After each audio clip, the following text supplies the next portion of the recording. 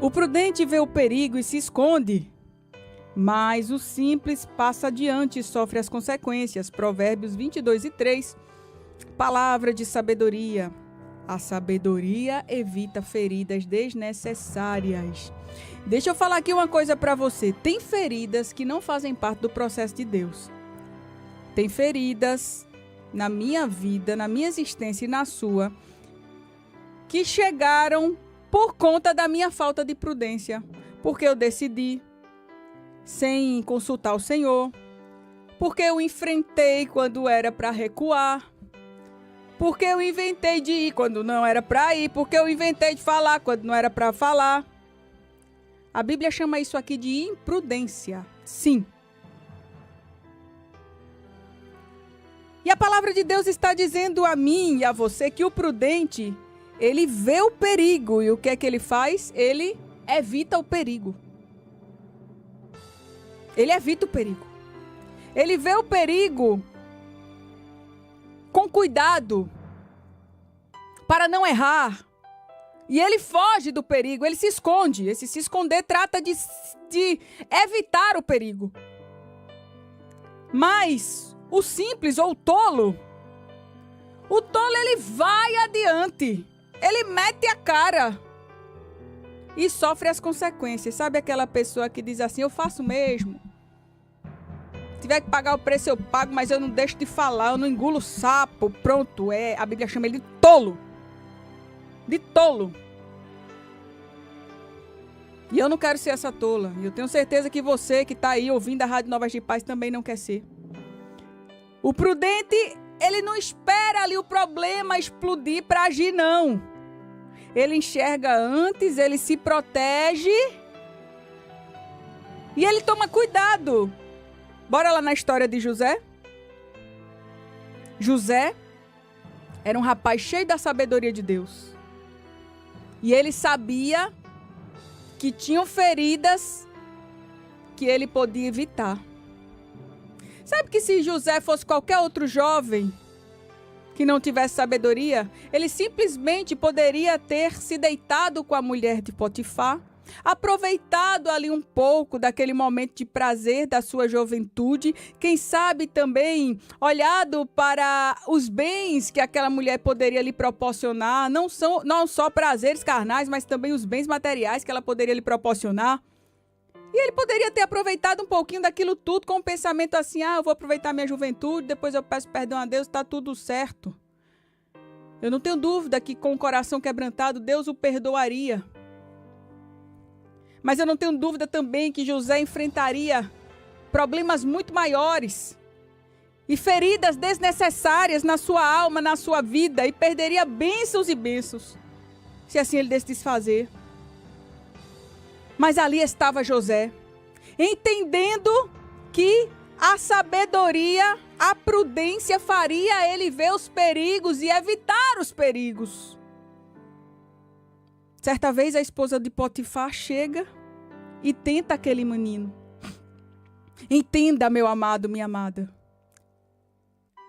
Aquela tentação de José não é diferente das muitas tentações que nós encontramos no meio da nossa jornada. Não era só uma armadilha, tratando-se de uma tentação sexual, mas era também uma tentação, uma armadilha espiritual. Era também uma armadilha emocional. Era também uma armadilha moral. E José, ele percebeu aquele perigo. José, ele sabia o que Deus tinha para ele. E ele não quis trocar as bênçãos de Deus por momentos que poderiam até lhe trazer naquela situação, naquele pouco intervalo de tempo, algum prazer, mas ele não iria destruir a vida dele. Lá em Gênesis 39 nos conta essa história, a Bíblia.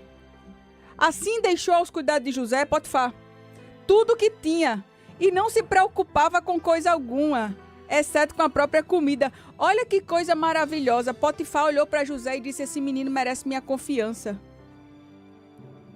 Que jovem abençoado. Onde ele coloca a mão, a gente sente que as coisas andam, que as coisas prosperam. José sabia disso, ele sabia que tinha um negócio de Deus na vida dele. E quando, minha amada, meu amado, você sabe que você tem um negócio de Deus na sua vida, você não fica se entregando as coisas daqui, você não fica se trocando, você não fica se vendendo por coisa pequena, não. Então, Potifar entregou tudo a José. José era atraente, o menino era bonito e de boa aparência.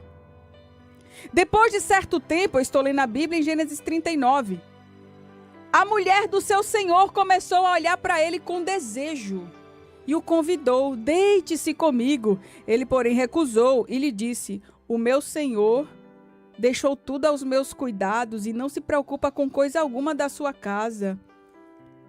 Não há ninguém nessa casa maior do que eu. Ele não me negou nada a não ser a senhora, porque é a mulher dele. Como poderia eu, então, cometer algo tão perverso e pecar contra Deus? Olha José afirmando ou reafirmando ali a sua fé. Ele disse, eu vou pecar contra Deus? Como que eu vou pecar contra Deus depois de tudo que ele já fez por mim? Depois de ele ter me exaltado nesse lugar? Mas a peste da mulher continuava insistindo na vida dele dia após dia. Mas ele estava lá firme, se recusando a deitar-se com ela. E evitava ficar perto dela. Olha aqui, José vendo o mal, vendo o perigo e se escondendo. Ele não ficava trocando mensagem no WhatsApp. Ele não ficava de conversinha. Ele não ficava curtindo as fotos dela lá no Instagram. Você entendeu? Ele não ficava nem curtindo, nem olhando também, colocando zoom nas fotos, não. Ele evitava. Cumpre-se o que diz aqui em Provérbios 22:3. O prudente vê o perigo e foge, se esconde. Certo dia, ele entrou na casa para fazer suas tarefas e nenhum dos empregados se encontrava ali. Coitado de José, igual um passarinho na arapuca. Ela, a esposa de Potifar, o agarrou pelo manto, dizendo, deite-se comigo. Veja, aquela mulher vinha investindo, e Moisés se escondendo, José se escondendo, eu estava pregando sobre Moisés ainda agora, se escondendo, fugindo. Mas chegou uma hora que a miserável pega no manto dele, puxando ele para perto, dizendo, venha cá. De longe ele ainda dizia, eu não vou pecar contra Deus não. De longe ele ainda conversava. Mas nesse dia, ele foi uma carreira. Ele fugiu da casa, ele não se preocupou nem com o manto que ficou na mão dela. Ele correu. Essa história está em Gênesis no capítulo 32, do 6 ao 12. Ele não ficou mais conversando, negociando de jeito nenhum.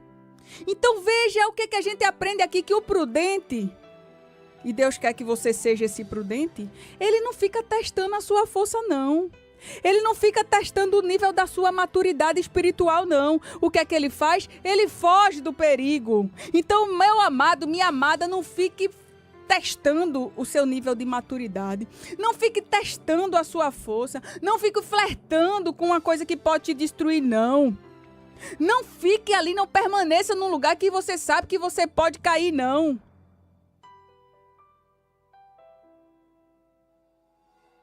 Segundo exemplo bíblico, Davi.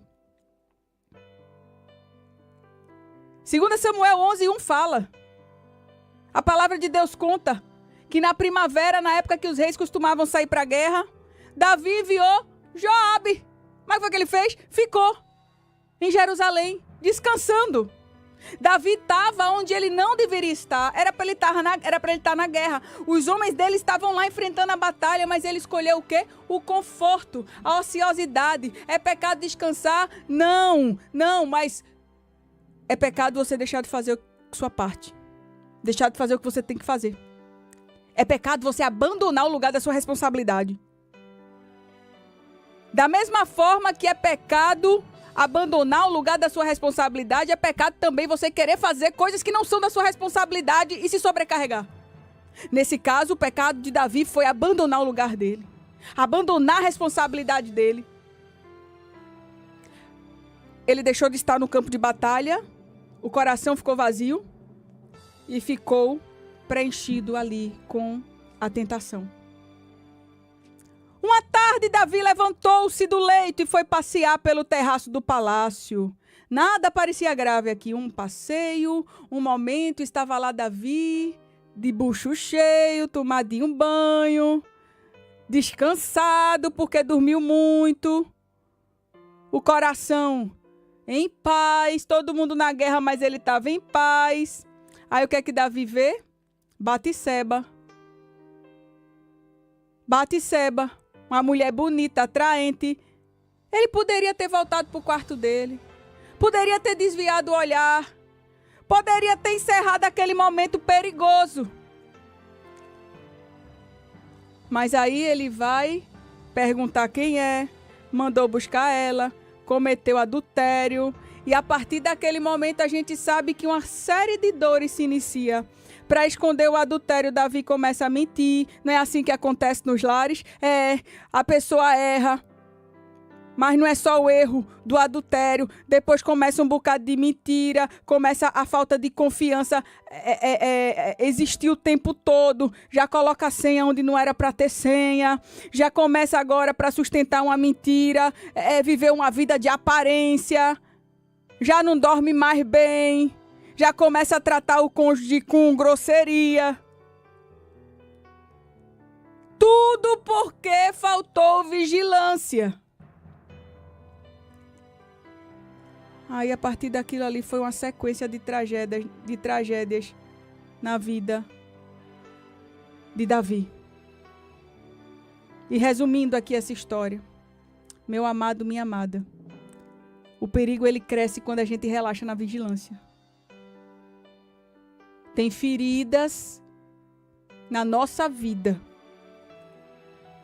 que não precisavam existir. Tem provas que não foram determinadas por Deus, mas que nós escolhemos entrar nela.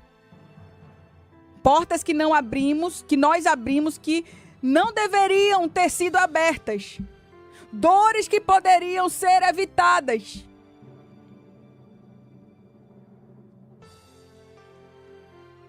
Meu amado, minha amada, a Bíblia diz que o simples ele vê o perigo, ou imprudente, ou tolo, em outras traduções, e ele continua andando. Deixa a vida levar ele. Ele subestima o perigo. Ele confia demais na sua maturidade espiritual. Ele confia demais na sua própria força. Ele diz assim, ó, comigo não acontece. Ele diz assim, ó, eu dou conta. Ele diz assim, é só dessa vez.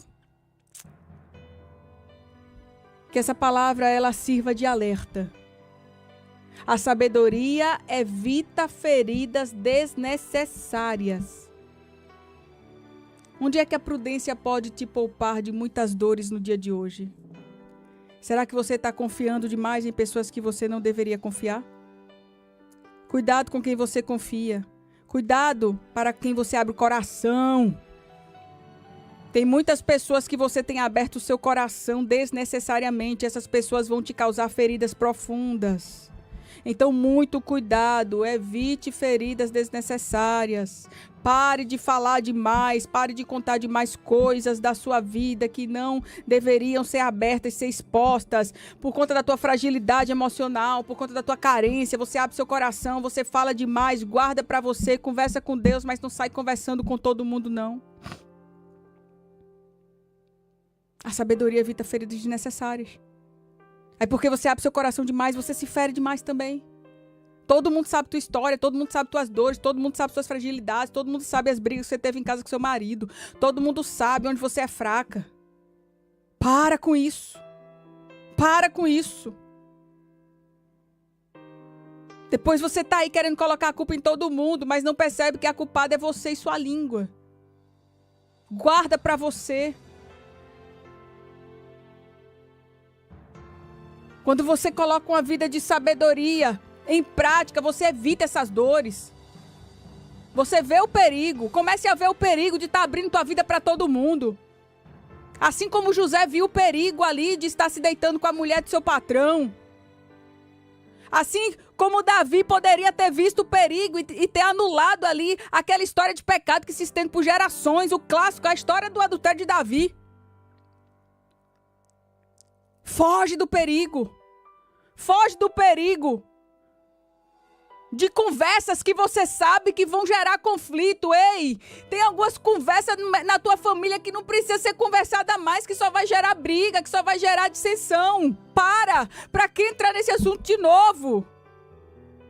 Você tá entendendo o que Deus tá falando com você no dia de hoje? Tem coisas aí que você precisa só fechar sua boca e entregar para Jesus. Não adianta mais falar nisso. Todo mundo já cansou desse teu sermão, dessa mesma história que você conta desde que você nasceu. Para. Vai chegar o Natal aí, não vai inventar de tocar nesse assunto de novo, não. Quando a família estiver reunida, você pode estragar uma noite que deveria ser linda. Porque você inventou de falar sobre isso. Parou. Entrega a Jesus. Onde é que a prudência pode poupar você feridas hoje? Onde é que você precisa ser prudente? Pergunte a Deus agora. Deus, é o quê, Deus? É as minhas decisões por impulso? Quantas pessoas hoje que estão me ouvindo e que estão extremamente endividadas, estão devendo a Deus e o mundo porque não sabem se controlar? Porque acha que dinheiro nasce em árvore? Porque aprendeu a comprar pela internet e estoura o cartão, meu Deus do céu. Cuidado! Gera ferida desnecessária. Aí depois diz, oh Deus, que prova que eu tô passando. Aí Deus diz, foi você que inventou essa prova pra você, não fui eu não. O diabo é sujo, é. Até o diabo tem hora que diz assim, eu não tenho nada a ver com isso. É. Tem gente que tá chorando. Dizendo o diabo é sujo, aí o diabo diz assim, eu não tenho nada a ver com isso, tu que inventou de se endividar. A gente sabe que o diabo se aproveita de algumas coisas, mas tem coisa que nem o diabo teve culpa. Cuidado, minha filha, em nome de Jesus. Controla essa tua impulsividade, faz um jejum de compra, em nome de Jesus. Faz um jejum de compra. Suas decisões impulsivas te atormentam, te trazem dores, te trazem feridas. Você compra, gasta. É um sapato, é uma roupa, eu preciso disso, eu preciso daquilo.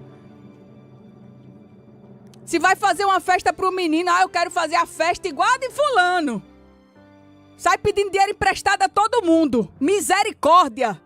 Faça o que o teu dinheiro dá pra fazer, o que o teu salário dá pra fazer. Teu filho vai ficar feliz do mesmo jeito, mas você quer aparecer, você quer mostrar à sociedade que você tá muito bem. Você quer que aquela festa seja inesquecível pra todo mundo dizer, uau! Passou o dia, você tá lá, passa o ano todinho pagando as dívidas. Não se controla. Aí depois tá mendigando. Depois tá apertado. Depois não sabe de onde que tá vem tanto sofrimento, de onde que vem a insônia. Me perdoe. Está sendo muito dura nessa palavra. Mas essa palavra serve para mim aqui. Serve para nós. Em nome de Jesus. Feridas desnecessárias que precisam ser tratadas com remédio chamado sabedoria. José olhou e disse, eu que não quero esse negócio. Davi olhou e ficou lá admirando. Se entregou. Que Deus te abençoe, amado. Que você guarde essa palavra no teu coração para você não estar se machucando desnecessariamente. Porque tem ferida que ela chega na tua vida por conta da tua escolha. Aceite só as feridas que lhe foram impostas por Deus. Algumas feridas são para nos tratar, sim. Mas tem ferida que eu mesmo insisto em fazer em mim, na minha história, na minha família. Cuidado. Peça a Deus todo dia, Deus, dá uma porção de sabedoria hoje. E a palavra de Deus nos diz, para finalizar, se algum de vós tem falta de sabedoria, peça a Deus. Que a todos Ele dá liberalmente. Ele dá de bom grado, Ele tem para dar. Que Deus te abençoe, que Deus te ajude. Guarda essa palavra no teu coração e ser tu uma bênção para a glória do nome de Jesus. Amém.